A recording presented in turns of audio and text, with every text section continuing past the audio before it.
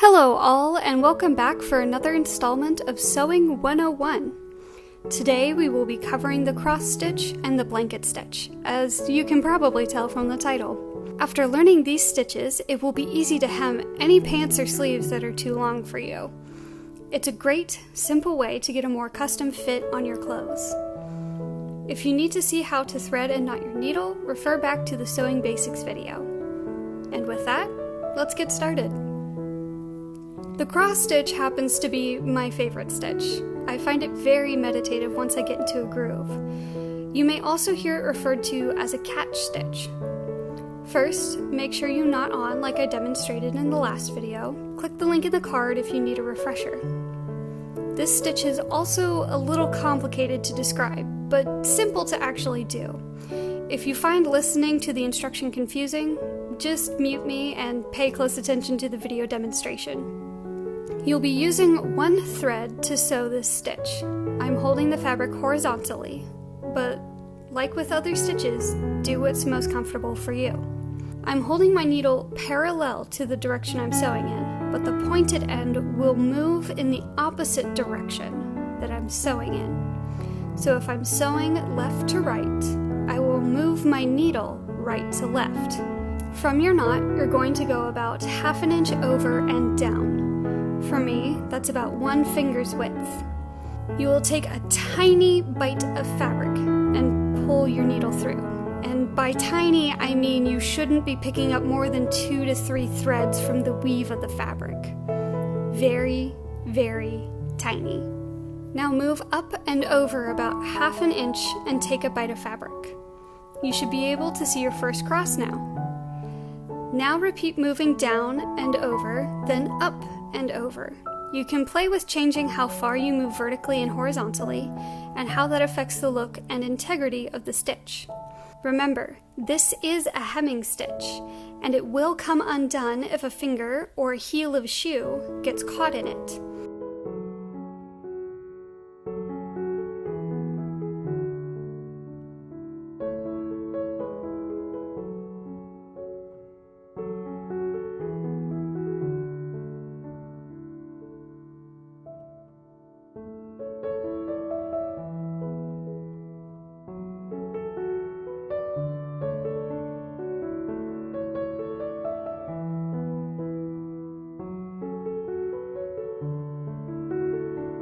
A common mistake is not stitching in the opposite direction that you're moving in.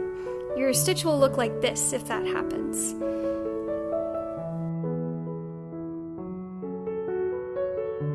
If that happens, unthread your needle and gently unpick the stitches with your seam ripper. Remember, the pointy end of your needle faces the opposite direction that you're moving in. Your goal with this stitch is to have even stitches, and make sure it doesn't come undone easily. Your other hemming stitch is the blanket stitch. I find this useful when hemming sleeves and other small circular projects. You've probably seen it around the edges of your grandma's fleece blankets. I'm holding my fabric horizontally and my needle perpendicular to the direction I'm sewing in. After you've knotted on, move ½ an inch over. Make sure to keep the tail of your thread above where you're stitching. In a downward motion, take a small bite of the top fabric and then a small bite of the bottom fabric in the same stitch.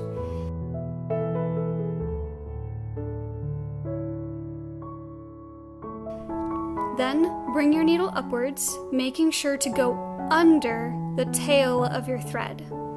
A completed stitch should have a small stitch perpendicular to the hem and a long piece of thread parallel to the top of the line you're stitching along.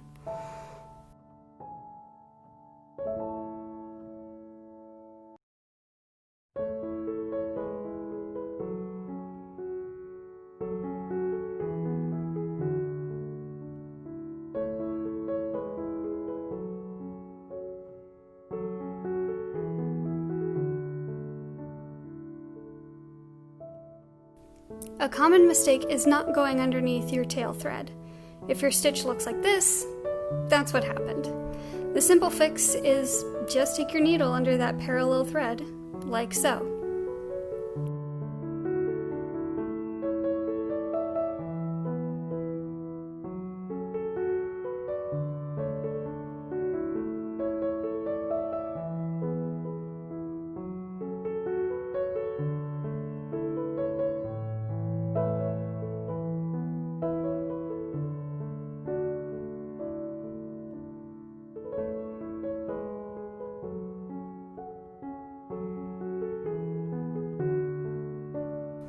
And those are your 2 hemming stitches. Until I see you again, happy sewing!